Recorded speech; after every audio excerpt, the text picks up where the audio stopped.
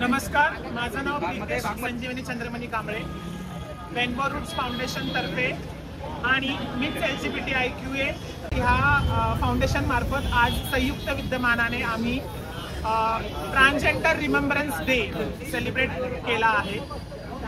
आपण सेलिब्रेट हा शब्द नको वापरायला, कारण की आज तुम्ही आमच्या हातामध्ये हे सगळे जर फोटो बघत असताल तर हे सगळे तृतीयपंथी बंधू भगिनी आहेत, ज्यांनी आपलं आत्मदहन केलेलं आहे, ज्यांनी आपला जीव गमावलेला आहे, जे आपल्या समाजामध्ये स्वतःच्या हक्कासाठी, अधिकारासाठी, स्वतःच्या अस्तित्वासाठी लढल्या आणि त्यांनी स्वतःचे प्राण गमावलेले आहेत। आज 20 नोव्हेंबर म्हणून आपण ट्रान्सजेंडर रिमेंबरन्स डे म्हणजेच तृतीयपंथांचा स्मृती दिवस म्हणून साजरा करतो।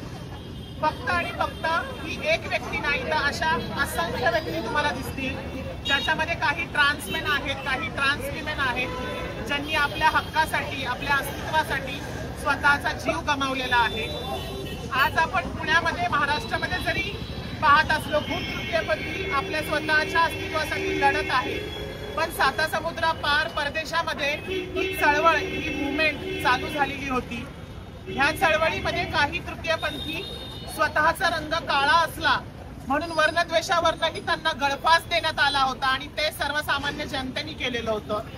आज मला खेद वाटतो की आजही, मग ते परदेशात असू किंवा आज भारतामध्ये आपल्यासारख्या महाराष्ट्रामध्ये पुण्यासारख्या शहरात असू दे, आजही तृतीयपंथांच्या अस्तित्वाला धोका आहे। आजही तृतीयपंथांवरती बलात्कार होत आहेत। आजही तृतीयपंथी बंधू भगिनींना कुठेही समान वागणूक दिली जात नाही आहे। आज 20 नोव्हेंबर जो ट्रान्सजेंडर रिमेंबरन्स डे म्हणून साजरा करण्यात येतो, पण साजरा करण्यापेक्षा मी म्हणेल की जे कोणी तृतीयपंथी बंधू भगिनी ज्यांनी स्वतःच्या अस्तित्वासाठी त्यांची आहुती दिली आहे, त्यांना आदरांजली देण्यासाठी आज आम्ही इथे जमलेलो आहोत। माझ्या हातामध्ये सारंग पुणेकर आहे, त्यांचा फोटो आहे। मी थोडक्यात सांगेल सारंग बद्दल। सारंग पुणेकर ही पहिली तृतीयपंथी महिला होती जिने पुणे युनिव्हर्सिटी मधनं जेंडर स्टडी केला होता आणि ती इतरांना समाज प्रबोधनही करत होती, पण आज ती सारंग पुणेकर आपल्यामध्ये नाही आहे। ह्याच समाजाने तिच्या अवहेलना केल्या आणि तिला कुठे ना कुठेतरी आत्महत्या करावी लागली।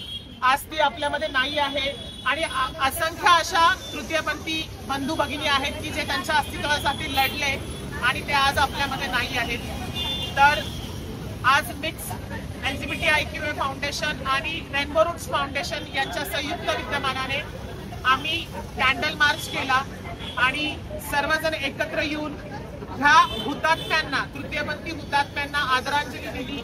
त्यामुळे इथे सर्व जमलेल्या माझ्या तृतीयपंथी बंधू भगिनींना आणि LGBTIQA सदस्य आणि ॲलीजला मी मनापासून धन्यवाद म्हणेल।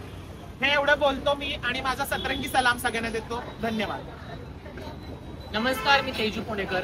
खरं तर आज तुम्ही बघता हातामध्ये जे प्रत्येक फोटो आहे ती फक्त संख्या बोटावर मोजण्या इतकी नाहीये, तर भरपूर लोक आहेत की ज्यांच्या अजून आठवणीही ठेवल्या गेल्या नाहीत।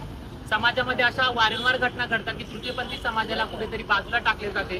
तृतीयपंथी समाजालाच तुम्ही तृतीय केलेला आहे याचा अर्थ की त्यांची गणनाच तुम्ही तृतीय करत आहात। त्यामुळे त्यांचे प्रश्न, त्यांच्या अडचणी या तुमच्यासाठी महत्त्वाच्या नक्कीच नाहीत।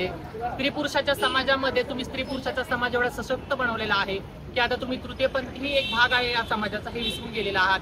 तृतीयपंथांवर बलात्कार होतात, त्यांच्यावरही अनेक अत्याचार होतात, त्यांच्यावर अन्याय होतात, त्यांच्या घरामध्ये त्यांना घुसून मारलं जातं। परंतु त्यावेळी ना कायद्याच्या कमतरतेमुळे किंवा कायद्यामध्ये नॉलेज कमी असल्यामुळे ट्रान्सजेंडर जे बिल आहे त्याचा अजून नॉलेज भरपूर लोकांना नाहीये। त्यामुळे तृतीयपंथांनी केस जरी केली फाईल तरी त्यांच्या मनामध्ये भीती राहते की आपण पुढे कायद्यामध्ये त्याला लढू शकू का, कारण त्यांच्यामध्ये नॉलेजची कमतरता खूप जणांमध्ये आहे। कारण की याच्या आधीचे जे तृतीयपंथी होते त्यांनी समाजाच्या भीतीमुळे शिक्षणच घेतले नाही। आता जी लोक शिकलेली आहेत त्यांना सुद्धा एवढ्या अडचणी येत आहेत, शिकून सुद्धा जॉब्स नाहीत, नोकऱ्या नाहीत। भरपूर ठिकाणी एक साडी कारण ठरते की बाबा तो व्यक्ती ज्या वेळेला जन्माला येतो, शिक्षण पूर्ण करतो, तोपर्यंत तुम्हाला तो चालतो, परंतु ज्या वेळेला त्याच्या अंगावरती साडी येते त्यावेळी तुम्हाला एवढा त्रास होतो की तुम्ही त्याला समाजाच्या बाहेर ढकलून देता, तुम्ही त्याला एक आत्महत्या करायला मजबूर करता की तू आमच्यासाठी फिट नाहीये, तू आत्महत्या कर. त्यामुळे हा आत्महत्या नाही तर हा खून आहे, समाजाने ठरवून केलेला खून आहे आणि असे खून रोज होत असतात आणि या खुनांमुळे आमचा समाज रोज खचत आहे. तर आज आम्ही इथे जमलेलो आहोत. हे आमचे खरं तर एक निर्भयपणे आम्ही पुढे आलेलो आहोत. तर याच्या आधी लोक आमची दिसतही नव्हती, आज दिसायला लागले आहेत. आज आमचा आवाज इथेच नाही तर पुढे सरकारपर्यंत आणि सरकारच्या पुढे लोकांपर्यंतही पोहोचला पाहिजे आणि आम्हाला न्याय मिळाला पाहिजे. धन्यवाद. ज्यावेळेस तुम्हाला वाटतं की हे तृतीयपंथी व्यक्ती जे तुम्हाला दिसतात की सिग्नलवरती दिसतात, कुठे दिसतात, तुम्हाला वाटतं की त्यांनी काम करावं, त्यांना शिक्षेची तुम्ही जर फायदा दिला, संधी दिली तर ते करू शकतील नक्कीच नोकरी. शिकलेले आहेत लोक आमच्या कम्युनिटीतले, ट्रान्स कम्युनिटीतले, पण त्यांना अधिकार म्हणजे त्यांना तेवढा तुम्ही रिस्पेक्ट देत नाही. तो रिस्पेक्ट द्या, ती एक मागणी राहील. दुसरी गोष्ट की फक्त ट्रान्स मेन म्हणजे फक्त ट्रान्स वुमेनच नाही, म्हणजे तृतीयपंथी महिलाच असं नसतं, तर तृतीयपंथी पुरुषही असतात, तर ते पुरुषही पुरुषच आहेत. दुसरी मागणी अशी राहील की ट्रान्स कम्युनिटीमध्ये फक्त ट्रान्स वुमेन नाही तर ट्रान्स मेन पण आहेत. ट्रान्स मेन म्हणजे ती लोक जे जन्मतः एक महिलेच्या शरीराने जन्म घेतलेला, पण ते त्या शरीराशी संलग्न नाहीये किंवा त्यांना ते शरीर कम्फर्टेबल नाहीये, म्हणून त्यांनी तो सर्जरीच्या द्वारे किंवा हॉर्मोन्स किंवा काही जण त्यांना वैयक्तिक जसं आयडेंटिफाय करायचं आहे त्या प्रकारे ते आयडेंटिफाय करतात, त्यांनाही ट्रान्समेन म्हणतात. तर ते ट्रान्समेन सुद्धा पुरुषच आहेत. ही एक मागणी असेल. आणि बाकी सगळ्यांसाठी जर ते कम्युनिटीसाठी बोलायला गेलं तर सगळ्यांना समान वागणूक द्या, सगळ्यांना समान अधिकार असावेत आणि सगळ्यांना आदराने बघा, हीच एक अपेक्षा राहील. जे कम्युनिटीचा पार्ट आहेत आणि जे अजून वोकल नाही झाले किंवा पुढे आलेले नाही आहेत किंवा आलेले असतील तरी त्यांच्यासाठी काय अपील असेल? मी LGBTIQ समुदायातील जे काही छुप्या स्वरूपात ज्यांना आम्ही हिडन पॉप्युलेशन असं म्हणतो, की त्यांनाही आवाहन करेन की तुम्हीही बाहेर पडा. मी असं नाही म्हणणार की फोर्सफुली नाही म्हणणार की तुम्ही बाहेरच या.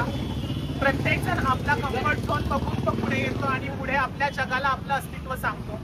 आम्हीही आमचं अस्तित्व स्वीकारलेलं आहे आणि ते पुढे घडवत आहे शिक्षणाच्या माध्यमातून, समाज प्रबोधनाच्या माध्यमातून. तर मी जे कोणीही हिडन सेक्शुअलिटी असतील त्यांना असं सांगेल, त्यांना असं सुचवेल की तुम्ही जर कुठे कन्फ्यूज असताल किंवा तुमची जर कुठे दिशा चुकलेली असेल तर तुम्ही आमच्यासारख्या संस्थांना येऊन जोडू शकता. जसं की मिट्स LGBT फाउंडेशन आहे, रेनबो रूट्स आहे, आणखीन संस्था आहे जसं की उडान आहे. तर तुम्ही त्यांना येऊन जोडू शकता आणि तुमचं मन मोकळं करू शकता, जेणेकरून आम्हाला जोपर्यंत तुम्हाला काय हवंय हे समजलं नाही तोपर्यंत आम्ही त्याच्यावरती पूर्णपणे तुमच्या नीड्स फुलफिल करू शकत नाही. तर मी छुप्या स्वरूपात असलेल्या समाजाला निवेदन करेल की तुम्हीही जगू शकता, तुम्हालाही जगण्याचा अधिकार आहे आणि मोकळे व्हा, तुम्हालाही अस्तित्व आहे.